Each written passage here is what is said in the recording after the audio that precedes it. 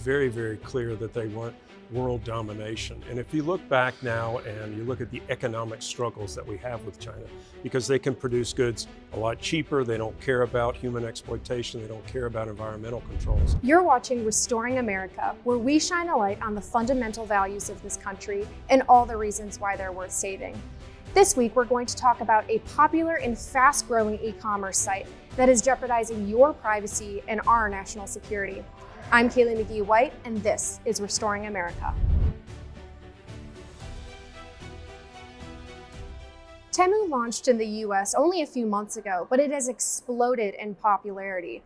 You may have seen its recent advertisement at the Super Bowl, or you may be one of the millions of users who have made the app the fastest growing app in the App Store. Either way, there's a catch. Temu is Chinese-owned, which means that this is yet another company affiliated with the Chinese Communist Party that has access to American consumers' private data. It's also a national security threat. China has made it clear that it wants to supplant the US as the global superpower, and it's using largely economic means to do so. This involves flooding the market with cheap goods that US companies can't compete with. This is a dilemma, but it's one that the US government can tackle if it has the will to do so. My next guest today is going to help us break down what the US government's response should be and how US consumers should think about this issue moving forward. But before we get to him, make sure to like and subscribe for more and head to washingtonexaminer.com. With me today is Representative Greg Murphy, a U.S. Representative for North Carolina and a member of the House Ways and Means Committee and Subcommittee on Trade. Representative, thank you very much for being with us today. You wrote about Temu in a recent op-ed for us in the Washington Examiner and about how the e-commerce giant is actually part of a larger economic conflict between the U.S.-China. And you point out rightly that your fellow lawmakers are sometimes scared to take this issue and confront it head on. Can you explain why it's so important for policymakers to speak up? Sure, and I think the biggest issue really, we learned a lot with pandemic. We learned about our dependency on China. China has made it very, very clear that they want world domination. And if you look back now and you look at the economic struggles that we have with China, because they can produce goods a lot cheaper, they don't care about human exploitation, they don't care about environmental controls. When we have our 301 tariffs against Chinese goods, what has happened is because the de minimis structure that the US now has, China has gone around that. And they're gone around that to put cheaper goods into our market, again, exploiting what we did as Americans in our law, and then it's undermined American business. So it really we have to understand when it needs to be stopped. One of the potential solutions to this conflict that you mentioned is your legislation that would actually prevent China's de minimis abuse. Can you explain more about this legislation and how it would go towards tackling the Cold War with China? Sure.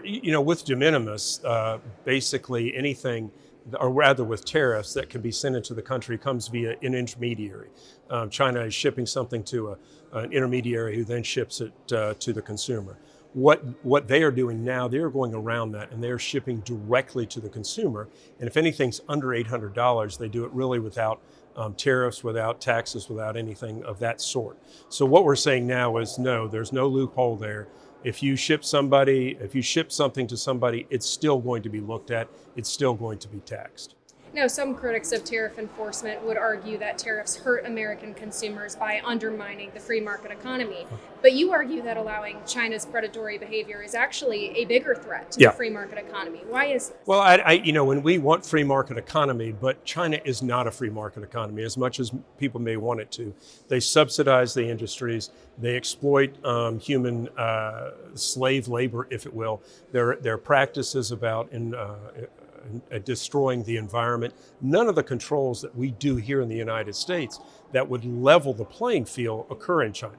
So it's not a free market economy at all. And again, we have to stand up and fight back against these exploitative practices that China has. And the federal government obviously plays a pivotal role in that. But another factor of this is the response by U.S. corporations. So what do you think that the responsibility of U.S. businesses is? I think it's paramount, because not only are we hurting American consumers, there's a question whether fentanyl's coming in, whether China is then able to get things into the country under this de minimis law as it is now that should not come into the country. So I think this is something actually welcomed by the American textile industry.